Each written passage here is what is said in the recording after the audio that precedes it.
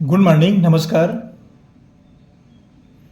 बीजी व्यंजकों पर संक्रियाएं, इसको इंग्लिश में ऑपरेशन ऑन एल्जेब्रिक एक्सप्रेशंस ये कहते हैं। ये जो हमने प्रश्न लिया है ये क्लास 7 से लिया है, कक्षा 7वीं से, छत्तीसगढ़ पाठ्य पुस्तक निगम से। ये प्रश्न दिया गया है, आप पढ़ सकते हैं, उसमें देख सकते हैं। अब देखिए, बीजी व्यंजक पहले जानना चाहिए। बीजी व्यंजक क्या है, पहचानने का आना चाहिए। संक्रियाएं क्या है, यह भी आना चाहिए। बीजी व्यंजक, इसमें देखिए प्रश्न लिया है हमने, बीजी व्यंजक 3x4y और 7x6y का योग ज्ञात कीजिए। योग करना है। इस वीडियो को प्रारंभ करूं इससे पहले आपसे कहना चाह रहा हूं, जहां से पढ़ रहे हैं आप कमेंट सीखिएगा, बताइएगा, और हमारे चैनल को भी सब्सक्राइब कर दीजिएगा। इस सहयोग को बनाए रखें। चलिए आगे पढ़ते हैं। तो ये क्लास 7 का प्रश्न है। क्या प्रश्न है ये, बीजी व्यंजक 3x4y और 7x6y का योग कीजिए। जोड़ना है इसको, योग मतलब जोड़ना। आप ध्यान रखिए, शब्दों में थोड़ा सा परिवर्तन होता है। योग मतलब होता है जोड़ना। दोनों बीजी राशियों को, बीजी व्यंजक को जोड़ना है। अब इसका हल क्या है, कैसे हल करेंगे। ये बीजी व्यंजक है, ये पूरा 3x4y दोनों को बीजी व्यंजक कहेंगे। दोनों मिलकर के ये एक बीजी व्यंजक बन गया है ये। तो इसको लिखिए 3x धन 4y। योग करना है तो जोड़, यहां पर धन का चिन्ह लगाइए। फिर इसको लिखिए 7x धन 6y। ये योग का चिन्ह आ गया, यहां पर धन चिन्ह आ गया। अब यहां पर हमने कोष्टक अंदर लिखा, कोष्टक हटा दीजिए।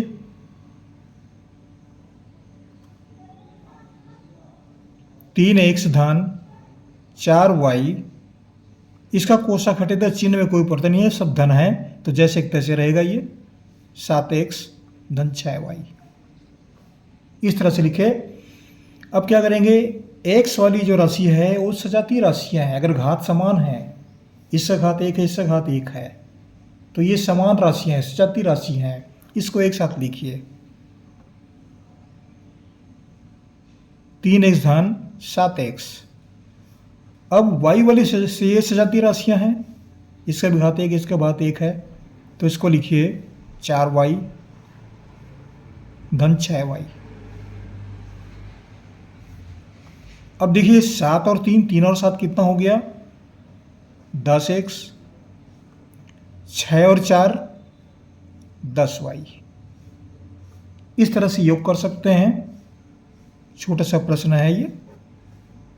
तो ये हमारा उत्तर हुआ। अब दूसरे में एक और विधि बता रहा हूं आपको मैं, उसको स्तंभ विधि बोलते हैं।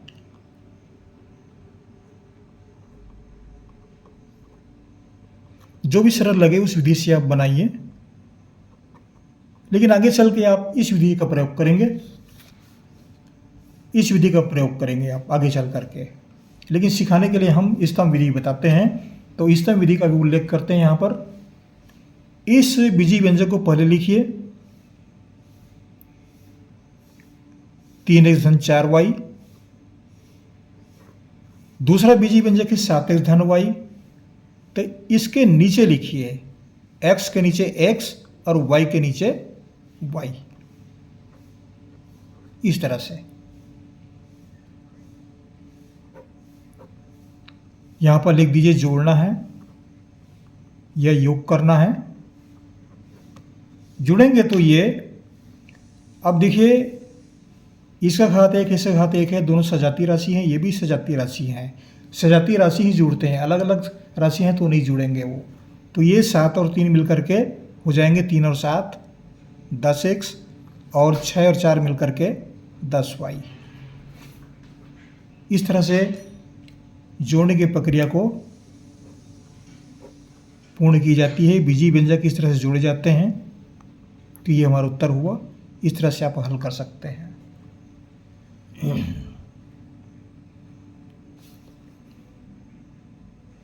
अगला प्रश्न लेते हैं, योग कीजिए। छोटा सा प्रश्न लिया हूं मैं, एक लाइन का है।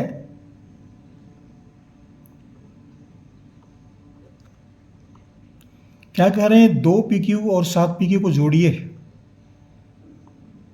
तो धन चिन्ह लगा दीजिए दोनों के बीच में, 7 PQ। ये दर्शा रहा है कि हम दोनों को योग कर रहे हैं। अब देखिए यहाँ पर भी PQ है, यहाँ भी PQ है, तो ये सजातीय राशि हुए। अगर यहाँ पर PQ है, यहाँ पर केवल P है, तो ये सजातीय नहीं होंगे। आप ध्यान रखिए, बिल्कुल समान है ये सब PQ।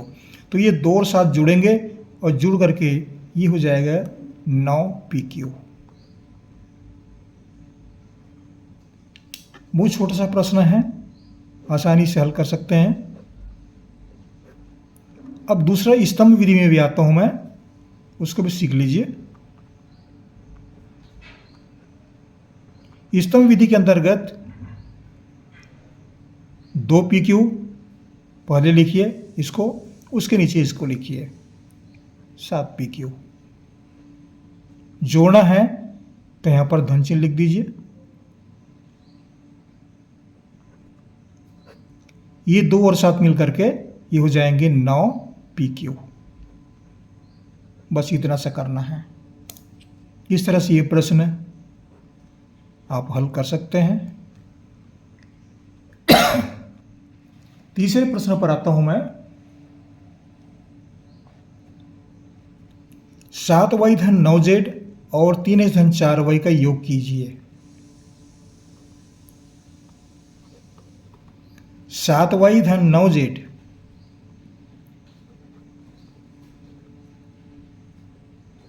और क्या कह रहे हैं, 3x धन 4y का योग कीजिए। दोनों के बीच धन चिन्ह लगाइए और इसको लिख दीजिए 3x धन 4y। अब क्या करेंगे, कोष्टक तोड़ दीजिए, इसका कोष्टक हटा दीजिए।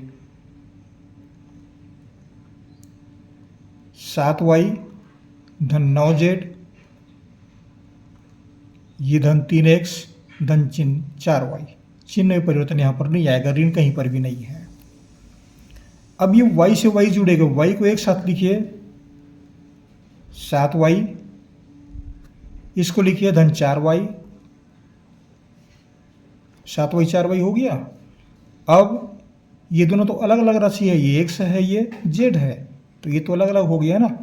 तो अलग अलग है तो फिर वैसे ही लिखिए, जैसे के तस लिखिए उसको, उसमें कोई परिवर्तन नहीं करेंगे। तो ये 3x धन 9z, या इसको भी आगे लिख सकते हैं, इसको बाद में लिख सकते हैं, आगे पीछे भी कर सकते हैं। ये 7 और 4 हो गया 11y। y का घात 1 है तो ये सजातीय राशि है। अब बच गया 3x, 7 4 11 हुआ 11y और धन 3x धन 9z। इस तरह से इसको हल कर सकते हैं। तो ये हमारा आंसर हुआ।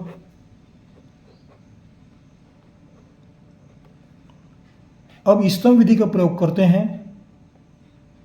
स्तंभ विधि भी देख लीजिए।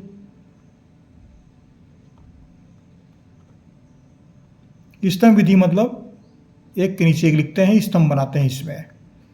ये 7y धन 9z है, 7y धन 9z। धन 3x है तो इसमें तो धन 3x कहीं पर भी नहीं है, तो इसको लिखिए, अलग से लिखिए इसको, धन 3x। धन 4y है तो y के नीचे y लिखिए, धन 4y। यहां पर z का मान 0 है, कुछ भी नहीं है, ऐसा लिख सकते हैं। यहां पर भी 0 है, कुछ नहीं है। ये त्रिअंकी संख्या बन गया, ये भी त्रिअंकी संख्या बन गया। जोड़ना है, योग करना है इसको। तो योग करेंगे तो ये दोनों जुड़ जाएंगे, दोनों धनात्मक हैं, धन धन जुड़ते हैं, तो ये होगा 11y। ये 0 है, ये 9 है, तो 0 जोड़ने से तो कोई अर्थ नहीं आता, बराबर यथार्थ मान रहता है, यह मान बदलता नहीं है। 9 में 0 जोड़ेगा तो ये 9 ही रहेगा, 9z। इसमें 0 जोड़ेंगे तो भी मान यथावत रहेगा, 0 का यहाँ पर कोई अर्थ नहीं है, तो ये आ गया 3x। 11y धन 3x, तो ये धन 3x, धन 9z, तो ये धन 9z। इस राशि को इस तरह से भी लिख सकते हैं, दोनों का अर्थ एक ही है।